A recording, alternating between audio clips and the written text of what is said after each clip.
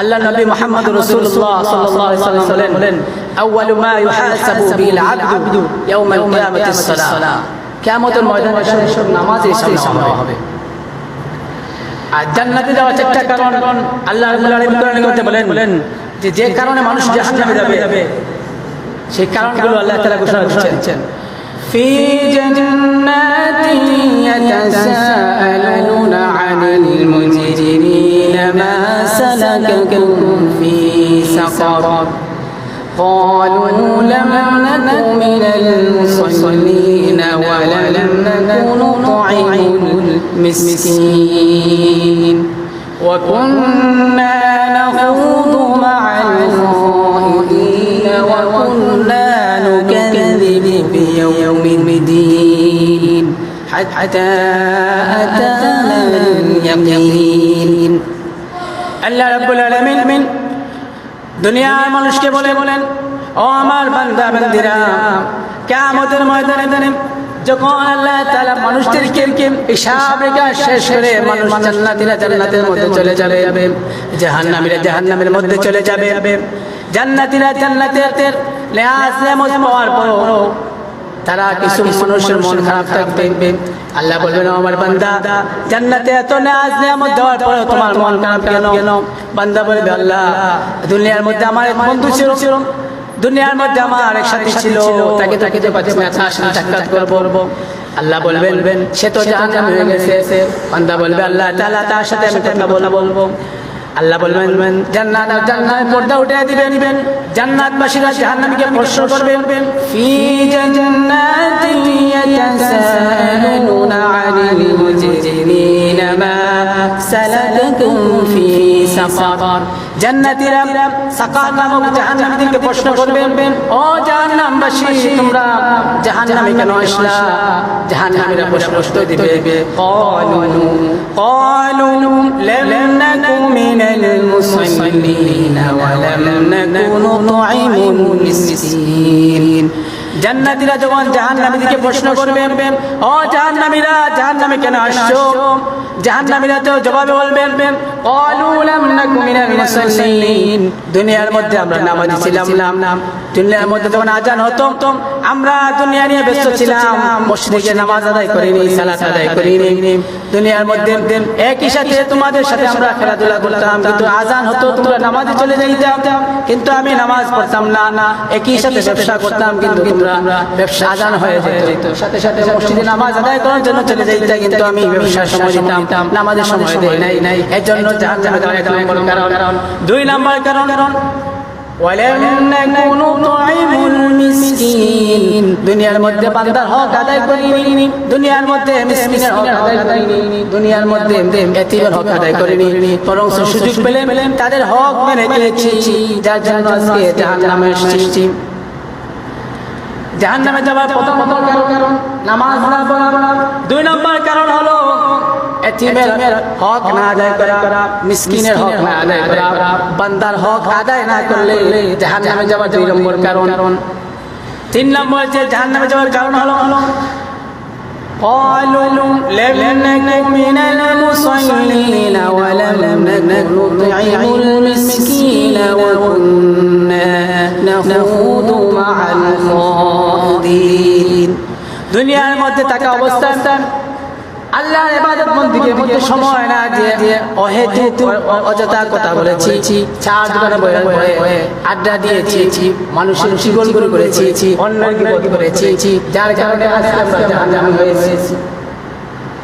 চার নম্বর যে কারণ হলো ওয়া কুন্না নুকাযযিবু বিয়াউমিদ্দিন, কিয়ামত সম্পর্কে যে আল্লাহ শেষ দিবসটা আছে, কিয়ামত সম্পর্কে হবে, সেই দিবসটাকে আমরা অস্বীকার করেছি, বলেছি দুনিয়ার মধ্যেই আমাদের শেষ, দুনিয়ায় আসো, দুনিয়ায় শেষ, কিয়ামত হবে না, পরকালে কোনো হিসাব হবে না, জান্নাত বিশ্বাস করি নাই, জাহান্নামকে বিশ্বাস করি নাই, যার কারণে আমরা জাহান্নামে হয়েছি।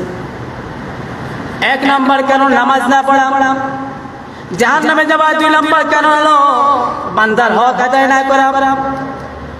তিন নম্বর কারণ হলো অযথা সময় নষ্ট করা, অহেতুক কথাবার্তা বলা, ফাহিশা গুনাহ পাপাচারের কথা বলা। 4 নম্বর কারণ হলো কিয়ামত দিবসকে অস্বীকার করা, কিয়ামত দিবসকে বিশ্বাস না করা। এরকম ভাবে বান্দা যখন দুনিয়ায় নামাজ পড়বে না, বান্দার হক মেরে খাবে, চুগলখড়ি করবে, গীবত করবে, এতিমের হক মেরে খাবে, কিয়ামতকে বিশ্বাস করবে না। এই অবস্থায় চলতে চলতে এক সময় হাত্তা আতানাল ইয়াকিন, আল্লাহর পক্ষ থেকে মালাকুল মউত ফেরেশতার মধ্যে পাঠিয়ে দেওয়া হবে। সে দুনিয়া থেকে বিদায় নিয়ে যাবে। দুনিয়া থেকে বান্দা যখন বিদায় হয়ে যাবে, বেনামাজির কবরের অবস্থা কি হবে? হাদিসের মধ্যে আসছে কোন বেনামাজি যদি নামাজ না পড়ে এই অবস্থায় মৃত্যুবরণ করে, আল্লাহ তাআলা কবরের মধ্যে তাকে 3টা শাস্তি দিবেন। 1 নম্বর শাস্তি হলো, ভাই আমার এই কবরের অবস্থা একটু চিন্তা করে দেখেন। আমরা স্বাভাবিক চলাফেরা করি, আজকে আমরা স্বাভাবিক কবরের পাশে যাই, কিন্তু আমার একটু ভয় লাগে না। আমরা পিকনিক করি, গান বাজনা, কবরের পাশে আওয়াজ দিয়ে গান বাজনা করে যাই, কিন্তু এই কবরের কথা মনে পড়ে না। তো এই কবর এমন একটা ভয়ানক অবস্থা। আল্লাহ নবী বলেন এই কবর সাধারণ কবর না, এই কবর রোজ মানুষকে ডাকতে বলে, ও পৃথিবীর মানুষ, ও আল্লাহর গোলাম বান্দা বান্দি, তুমি যদি আমার কবরে আসো তাহলে চিন্তা ভাবনা করে আসো।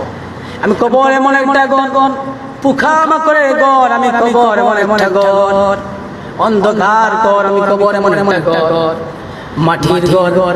এই খবর আমি এমন একটা ঘর যেখানে একা থাকার ঘর, যেখানে কোনো বাতি নাই, যে ঘরে কোনো দরজা নাই, যে ঘরে কোনো আলো নাই, কারোর সাথে কোনো যোগাযোগ করার কোনো মাধ্যম নাই। আমি হলাম সেই ঘর। আমার বলে আসতে হলে ঈমান নিয়ে আসতে হবে, শুধু ঈমান নিয়ে আসতে হবে না, সাথে আমল নিয়ে আসতে হবে। যাদের আমল সুন্দর হবে, যাদের ঈমান থাকবে, তাদেরকে আল্লাহ তাআলা কবরে শান্তি দিবেন। আর যারা আমল এবং ঈমান নিয়ে যেতে পারবে না, তাদের জন্য আল্লাহ তাআলা সেই কবর থেকে কিয়ামত শুরু হয়ে যাবে। কিয়ামত আবার 2 প্রকার, একটা হলো ব্যক্তিগত কিয়ামত, আরেকটা হলো সমষ্টিগত কিয়ামত। সমষ্টিগত কিয়ামত হলো তাম পৃথিবী ধ্বংস হওয়ার পরে পুনরায় যখন মানুষদেরকে আল্লাহ রাব্বুল আলামিন আবার জীবিত করবেন, সবাই একসাথে জমা হবে, সেই কিয়ামতকে সমষ্টিগত কিয়ামত বলে। আবার ব্যক্তিগত কিয়ামত হলো আল্লাহ রাসূল হাদিসের মধ্যে বর্ণনা করেন, মান মাতা ফাকাদ কিয়ামাতু, কিয়ামত হলো যে মানুষ মৃত্যুবরণ করে, মৃত্যুর সাথে সাথে কিয়ামত শুরু হয়ে যায়। কোন বান্দা যদি বেনামাজি হয়, কোন বান্দা যদি বেআমলি হয়, ঈমান ছাড়া হয়, তাহলে তার কিয়ামত কেমন শুরু হয়ে যায়? মৃত্যুর সময় থেকে তার কিয়ামত শুরু হয়ে যায়। মালাকুল মউত এমন একটা বিকট চেহারা নিয়ে তার সামনে আসবে। মালাকুল মউত এমন একটা চেহারা নিয়ে আসবে, এমন একটা পরিস্থিতি নিয়ে আসবে, সে মালাকুল মউত আজরাইল আলাইহিস সালাতু ওয়াস সালামের চেহারা থেকে ভয় পেয়ে যাবে। এবং তার যে আযাব আর দুনিয়ার মধ্যে যে নাফরমানি করেছে, সেই পরিণাম কিয়ামতের মধ্যে কি পর্যায়ে পাবে, সেই তার সামনে তুলে ধরা হবে। সে কিয়ামতে আযাব আর গজব দেখে সে ছটফট করতে থাকবে আর আফসোস করতে থাকবে, তখন থেকে তার কিয়ামত শুরু হয়ে যাবে।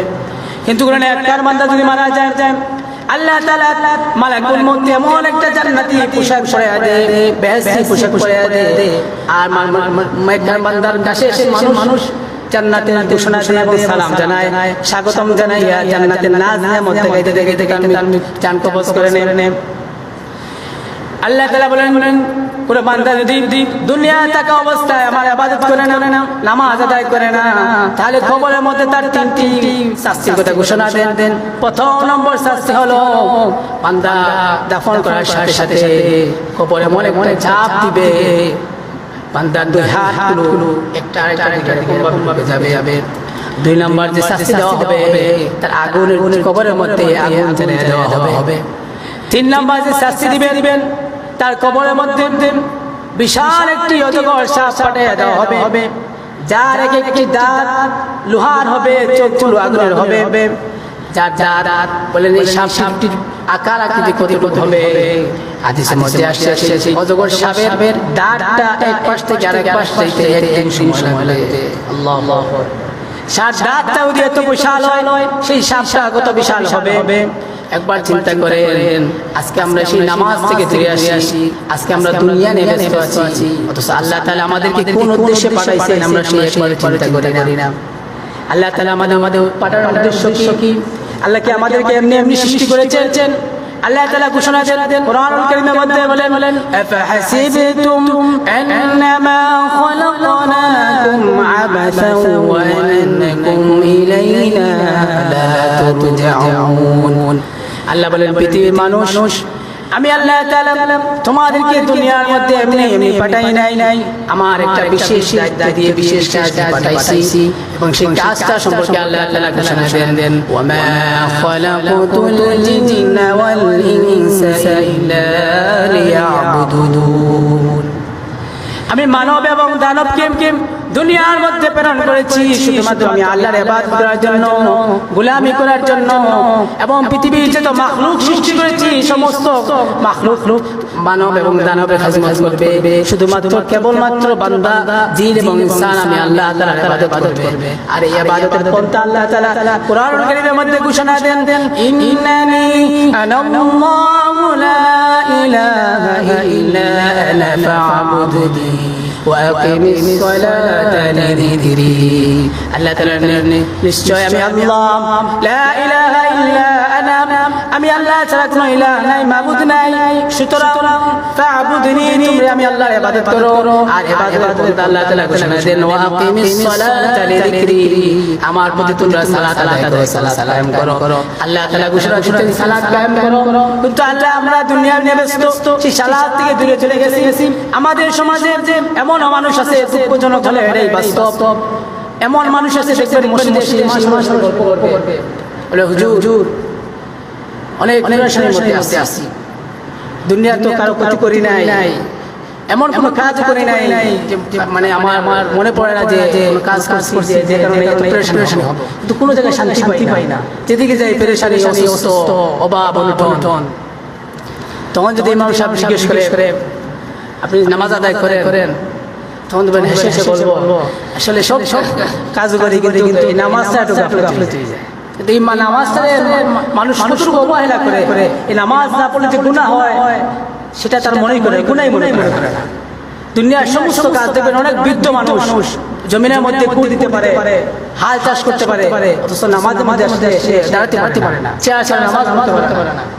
অনেক মানুষ দেখবেন রাত্রে জেগে মোবাইল ব্যবহার করে, রাত্রে জেগে দোকান পাহারা দিয়ে, বাজার পাহারা দিয়ে, অথচ নামাজ পড়তে পারে না। কিন্তু এই নামাজের মধ্যে কত মজা। সাহাবায়ে কেরাম যখন নামাজ পড়তেন, তারা যখন নামাজে দাঁড়াতেন, পাখিগুলো মাথায় বসে টেরি পেতো না। পাখি মনে করতে এটা একটা গাছ, মানুষ এমন পাখি দাঁড়াতেন, রুকুশের দায়িত্ব লম্বা করে দিতেন। তারাই নামাজের মজা পেয়েছে, আমরা নামাজের সাথে পাই না, কারণ আমাদের ইমানের সমস্যা, আমাদের আমলের সমস্যা, আমাদের নিয়তের সমস্যা। আল্লাহ তাআলা কোরআনে বলছেন ইন্নাস সালাতা তানহা আনিল ফাহশাই ওয়াল মুনকার, নিশ্চয় নামাজ মানুষদেরকে গুনাহের কাজ থেকে, অন্যায় কাজ থেকে ফিরিয়ে রাখে।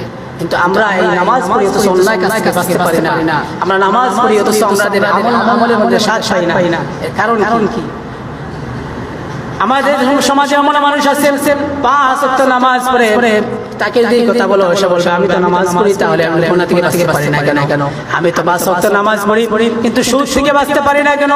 আমি তো নামাজ পড়ি কিন্তু অন্যের জমি টেরাটারি করি, এই পাপ থেকে বাঁচতে পারি না কেন? যে ব্যক্তি 5 ওয়াক্ত নামাজ পড়ে গুনাহ ছাড়তে পারে না, যে ব্যক্তি 5 ওয়াক্ত নামাজ পড়ে অন্যায় ছাড়তে পারে না, সে তার নামাজ হচ্ছে না। আপনি নামাজের মতো পড়লে সেই নামাজ আপনাকে উপকার করবে। আপনি যদি নামাজের মতো পড়েন তাহলে কিয়ামতের ময়দানে এই 5 ওয়াক্ত নামাজ আপনার বড় একটা সম্পদ হয়ে দাঁড়াবে। সাহাবায়ে কেরামগণ নামাজ পড়তেন কিভাবে? আল্লাহর নবীর সাহাবী খলিফাতুল মুসলিমিন হযরত আলী রাদিয়াল্লাহু তাআলা আনহু যখন নামাজের নিয়ত করতেন, নামাজে পড়ার জন্য ওযু করতেন, ওযু করার সঙ্গে সঙ্গে তার ওযুর অঙ্গ প্রত্যঙ্গগুলো থরথর করে কম্পন করতো, কেঁপে উঠতো, মুখগুলো ফিকাশ হয়ে যেত। হযরত খলিফাতুল মুসলিমিন আলী রাদিয়াল্লাহু তাআলা আনহুর খাদেম তাকে ডাক দিয়ে বলে হুজুর আপনার মনে হয় শরীর অসুস্থ হয়ে গেছে, আপনি এভাবে কম্পন, আপনার শরীর কাঁপছে কেন? চেহারাটা ফিকাশ হয়ে গেছে। হযরত আলী রাদিয়াল্লাহু তাআলা আনহু বলেন ও আমার খাদেম, আমি এই মুহূর্তে যে এমন একজনের দরবার, এমন একজনের সামনে দাঁড়াবো, এমন একজনের দরবারের সামনে গিয়ে দাঁড়াবো যিনি সমস্ত দুনিয়া সৃষ্টি করতাম, যিনি আমার আপনার সৃষ্টিকর্তা, তামাম কুল কায়নাত যিনি সৃষ্টি করেছেন, যিনি আমার জীবনদাতা, মৃত্যুদাতা, এমন একজনের সামনে দাঁড়াবো। আমি সেই হয়ে অন্তরে আমার বৈশিষ্ট্য হচ্ছে শরীরটা কমকে কেঁপে উঠছে, চেহারাটা বিকশ হয়ে গেছে। সাহাবায়ে কেরামগণ যুদ্ধের মধ্যে গেছেন। হযরত আলী রাদিয়াল্লাহু তাআলা আনহু যুদ্ধের ময়দানে তাকে শত্রু বাহিনী তীর দিয়ে আঘাত করেছে। সেই তীরটা খুব সহজে ঢুকে যায়, কিন্তু কত সহজে বের করা যায় না। সাহাবা হযরত আলী রাদিয়াল্লাহু তাআলা আনহু তীরের আঘাতে করতে পারছেন না, খুব কষ্ট হচ্ছে। সাহাবায়ে কেরাম অনেক চেষ্টা করার পরেও তীরটা বের করতে পারছেন না। হযরত আলী রাদিয়াল্লাহু তাআলা আনহু সাথে সাথে ওযু করে নামাজে দাঁড়িয়ে গেলেন, সূরা পড়লেন, কিরাত করলেন, রুকু সিজদা করলেন। শেষ পর্যন্ত যখন তাশাহুদ করছেন তখন সাহাবায়ে কেরাম তীরটা টান দিয়ে বের করলেন। হাদিসের মধ্যে আসছে তীর টান দিয়ে বের করার সময় মাংসগুলো ছিঁড়ে আসছিল, অথচ আলী রাদিয়াল্লাহু তাআলা আনহুর চেহারা থেকে একটাও বেদনা বা একটা কষ্টের কোনো চিহ্ন পাওয়া যায় নাই। সালাম ফিরিয়ে আলী রাদিয়াল্লাহু তাআলা আনহু বলেন, আমার ভাই, আমার পায়ের মধ্যে যে তীর ছিল সেই তীরটা কোথায় দেখতে পাচ্ছি না।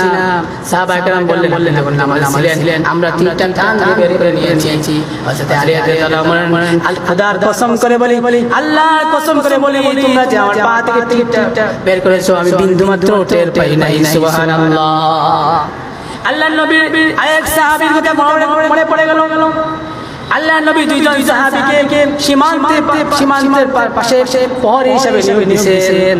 একজনের নাম হলো আব্বাদ রাদিয়াল্লাহু তাআলা আনহু, আর একজন হলেন হযরত আম্মার রাদিয়াল্লাহু তাআলা আনহু। এই দুইজনকে আল্লাহ তাআলা সীমানা প্রহরী হিসেবে দিলেন এবং তাদেরকে বললেন, তোমরা সীমানার পাশে গিয়ে দেখো কোনো শত্রু আমার অ্যাটাক করতে পারে, যেন এইদিকে আসতে না পারে, কোনো শত্রু যেন সাহাবায়ে কেরামদেরকে অ্যাটাক করতে না পারে।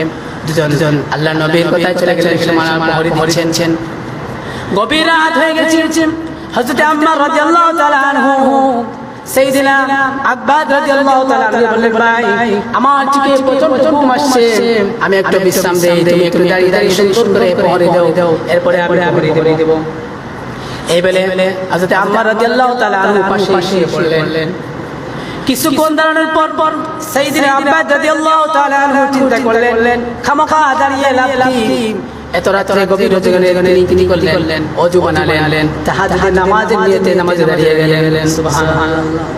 নামাজে দাঁড়িয়ে সূরা পড়লেন, কিরাত করলেন, অমনি তাকে শত্রু বাহিনী ঠার করে ফেললো, দূর থেকে তীর করলো, তার ডান পায়ে এসে তীরটা ঢুকলো। কিন্তু এরপরেও আল্লাহ নবীর সাহাবী হযরত আব্বাদ রাদিয়াল্লাহু তাআলা আনহু নামাজ পড়লেন না। এই অবস্থায় রুকু করলেন, সিজদা করলেন, আবার দ্বিতীয় রাকাতের জন্য দাঁড়িয়ে গেলেন। শত্রু বাহিনী আবার তীর মারলো, তার বাম পায়ে কেটে গেল। এরপরে এই আল্লাহর নবী সাহাবী নামাজ ছাড়লেন না, রক্ত ফিটকারি দিয়ে ঘুমন্ত সাহাবী হযরত আম্মার রাদিয়াল্লাহু তাআলা আনহুর গায়ে পড়লো। সাথে সাথে ঘুম থেকে উঠে বললেন, ভাই আব্বাদ কি করো, শত্রু বাহিনী তোমাকে অ্যাটাক করে ফেলেছে, নামাজ ছেড়ে দাও। তারপরেও সাহাবী নামাজ ছাড়লেন না, রুকু করলেন, সিজদা করলেন, তাশাহুদ দুরূদ শরীফ পড়ে সালাম ফিরালেন। সে বললেন, ভাই আমি প্রথমেই টের পেয়েছি শত্রু আমাকে অ্যাটাক করেছে, কিন্তু আমি কি করব, আমি রাতে গভীর এমন একটা মনোযোগ দিয়ে আল্লাহর সামনে দাঁড়াচ্ছি, আমার মনে হচ্ছিল আমি স্বয়ং রব্বুল আলামিনের সাথে কথা বলছি। এরকম একটা অবস্থাতে আমি কেমনে নামাজ পড়ি? ও ভাই আমার, যদি আমার এই দুইটা তীর পায়ে না ঢুকে আমার বুকের মধ্যে ঢুকতো, তারপরেও আমি নামাজ ছাড়তাম না। আমার মন ছিল আমি আরো নামাজ পড়ি, আমি আল্লাহর সাথে আরো বেশি কথা বলি। সুবহানাল্লাহ। তাদের মধ্যে ঈমানের জজবা ছিল, তারা আল্লাহর প্রতি কত আশিক ছিল, তারা নামাজের প্রতি এত যত্নবান ছিলেন, যার জন্য তারা দুনিয়ার মধ্যে সম্মানিত হয়েছেন, আখিরাতের মধ্যে তারা সম্মানিত হয়েছেন। আমরা আজকে সেই নামাজ যদি সেরকম ভাবে পড়তে পারি, তাহলে দুনিয়ার মধ্যে আমরা সম্মানিত হব, আখিরাতের মধ্যে সম্মানিত হব। আজকে তো আমরা নামাজে দাঁড়াই, তো নামাজের মধ্যে আমাদের সব দুনিয়াবি চিন্তা চলে আসে। যে হিসাবটা দোকানে বসে মিলে না, সেই হিসাবটা আমাদের নামাজের মধ্যে মিলে যায়।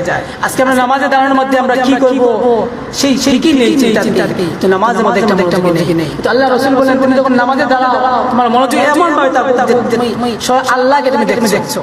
দুনিয়ার মধ্যে তো আল্লাহকে দেওয়া সম্ভব নয়, এটা মনোযোগ আনার জন্য বলছেন। যেহেতু আল্লাহকে দেখা সম্ভব নয়, সে তুমি তোমার মনের মধ্যে এই কথা আনো যে আল্লাহ তোমাকে দেখছেন, আর আল্লাহ তোমাকে দেখছেন এই অবস্থা মনোযোগ দিয়ে নামাজ পড়ো, তাহলে সেই নামাজ দুনিয়াবি চিন্তা আসতে না। কোনো বান্দা যদি দুনিয়ার মধ্যে ফাঁসির কার্যক্রম হয়ে যায়, যে 5 মিনিট পরে তোমার ফাঁসি হয়ে যাবে, এই অবস্থায় তাকে জিজ্ঞেস করা হলো তুমি শেষ কি, সে বলছে আমি নামাজ পড়বো। যে ফাঁসির মানুষটা ফাঁসি করে তার ফাঁসি হয়ে যাবে, মৃত্যুবরণ করবে, সেই মানুষটা যখন নামাজে দাঁড়াবে তখন তার কি পরিমাণে ইচ্ছা আবেগ নিয়ে নামাজ পড়বে। ঠিক তদ্রুপভাবে আমরা যদি মনে করি আমাদের আজকে যে আমি জুমার নামাজ পড়ছি এটাই আমার শেষ নামাজ, এটা আমি পুরোপুরি পড়তে পারবো কি পারবো না, এর আগে আমার হয়তো মালিক চলে আসবেন, আমি প্রথম রাকাত পড়ে দ্বিতীয় রাকাত পড়ার হুকুম হবে কি হবে না, সেই আশা আমাদের নেই। আমরা মসজিদ থেকে বের হয়ে বাড়ির মধ্যে পৌঁছতে পারবো কিনা গ্যারান্টি নেই। এরকম ইচ্ছা নিয়ে যে আমরা নামাজ পড়ি, তাহলে সেই নামাজ আমাদের দিবে। অন্যতে আমরা নামাজ পড়বো কিন্তু ফল পাবো না। নামাজ পড়বো ঠিকই কিয়ামতের ময়দানে কোনো কাজ হবে না। কিয়ামতের ময়দানে একদল মানুষেরা থাকবে যে আল্লাহ তাআলা বলবেন তুমি দুনিয়ার মধ্যে শহীদ হয়েছো কিন্তু শহীদের মর্যাদা পাবে না, কারণ বলবেন তুমি দুনিয়ার শহীদের যে মর্যাদা পেয়ে গেছো। তোমার ইচ্ছা ছিল মানুষ তোমাকে শহীদ বলবে, তোমার ইচ্ছা ছিল মানুষ তোমাকে মুফাসসির বলবে, তোমার ইচ্ছা ছিল মানুষ তোমাকে নামাজ বলবে, দুনিয়াতে মানুষ বলে ফেলেছে আখিরাতে তোমার কোনো প্রতিদান নাই, তুমি জাহান্নামে যাও, জাহান্নামের মধ্যে যুক্ত হয়ে যাও। এজন্য আল্লাহ তাআলা আমাদেরকে সেই 5 ওয়াক্ত সালাত জামাতের সাথে আদায় করার তৌফিক দান করেন, এবং জাহান্নামে যাওয়ার যে 4টি কারণ, 1 নম্বর কারণ হলো নামাজি না হওয়া, নামাজ না পড়া। 2 নম্বর যে কারণ হলো মিসকিন, আল্লাহর বান্দার হক নষ্ট করা, এতিমের হক নষ্ট করা, মিসকিনের হক নষ্ট করা। 3 নম্বর যে কারণ অনর্থক কথাবার্তা, অন্য গীবত, অন্যের সমালোচনা করা। 4 নম্বর যে কারণ হলো কিয়ামত দিবসকে বিশ্বাস না করা। এই 4টা জিনিস থেকে আল্লাহ তাআলা আমাদেরকে পাসার তৌফিক দান করেন, এবং কিয়ামতের মধ্যে সর্বপ্রথম যে নামাজ হিসাব নেওয়া হবে সেই নামাজের মধ্যে আল্লাহ তাআলা আমাদেরকে যত্নবান হওয়ার তৌফিক দান করেন, এবং যা কিছু আলোচনা করলাম আল্লাহ তাআলা সর্বপ্রথম আমাকে আমল করার তৌফিক দান করেন, এবং আপনাদের সবাইকে আমল করার তৌফিক দান করেন।